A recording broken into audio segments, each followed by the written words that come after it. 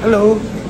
Ayan, 1:39, hintay lang namin yung deacon na magbe-bless sa bahay namin. So, usually, pag busy ang pare, kasi Sunday ngayon busy, maraming misa, ang pinapadala ng simbahan na deacon na nagbe-bless ng sasakyan, ng bahay, o karaniwang ginagawa rin mga pare.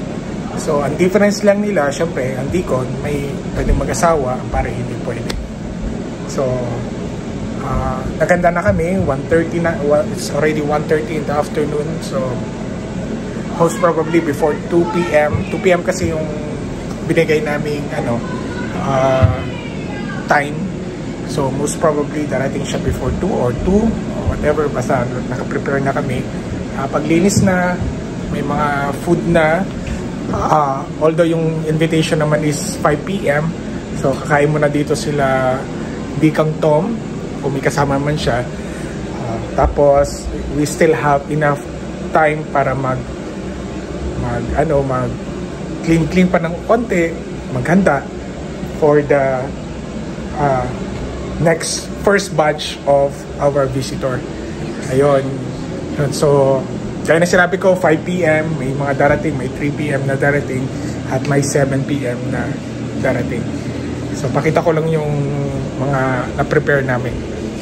So, binago namin yung mga chair. Dito na lang namin pinagsama-sama. So, para pag dumating yung mga bisita, at least makakaharap sila, kwentuhan. So, tapos, ito yung food. Ito ilalagay. Pinahiram ng katrabaho ko, yung katrabaho ng asawa ko, itong lagayan ng food tray. Tapos nagluto na yung asawa ko, tapos nilagay yung bench chair dito, tapos may dalawa dito.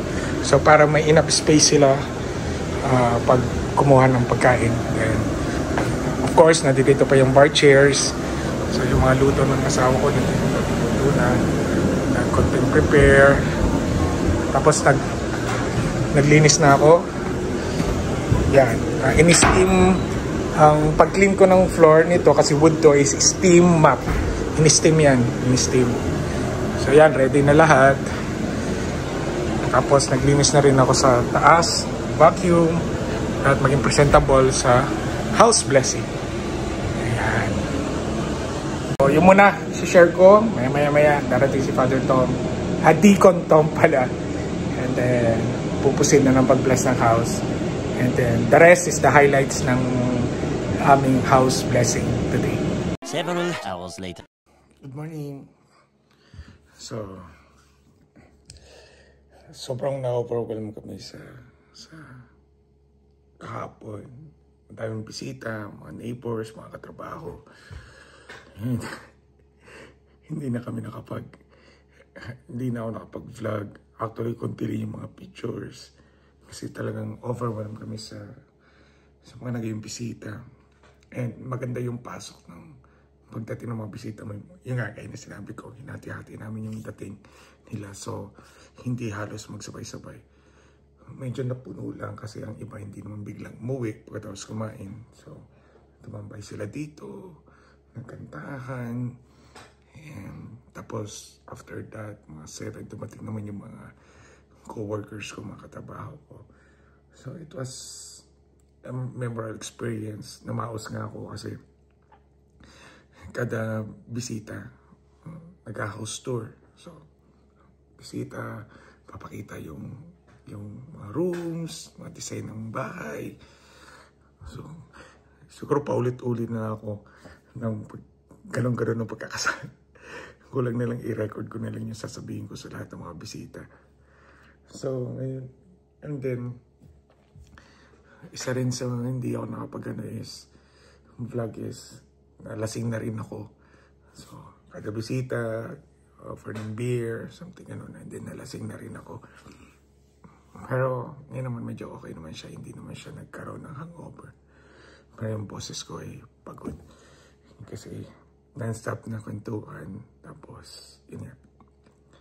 Pero it was a very memorable experience.